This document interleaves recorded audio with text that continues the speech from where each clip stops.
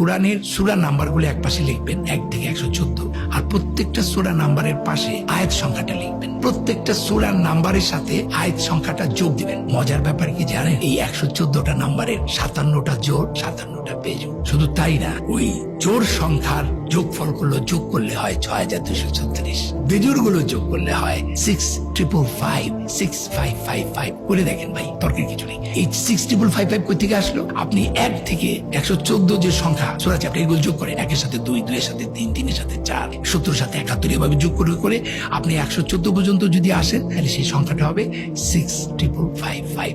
তাহলে জোড়াটা হচ্ছে 6236 আর বেজোড়টা হচ্ছে 6555। শুধু তাই না, এর পরের যে ঘটনাটা সেটা আরো ভয়াবহ। Very very interesting mathematically. এই যে যোগ করার পর সেই নাম্বারের রিপিট গুলো একসাথে করেছি, আনরিপিট গুলো একসাথে করেছি। এই রিপিট নাম্বারের যোগফল হচ্ছে 7906 আর আনরিপিট নাম্বার যোগফল হচ্ছে 4885।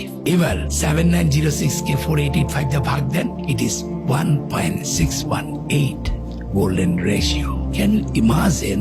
আপনি চ্যাপ্টার আর ভ্যাস নাম্বারকে যোগ করার পর রিপিট আনরিপিট করে আলাদা করবেন, তারপর রিপিট নাম্বার গুলোকে আনরিপিট নাম্বার দিয়ে ভাগ দেওয়ার পর গোল্ডেন রেশিও হবে।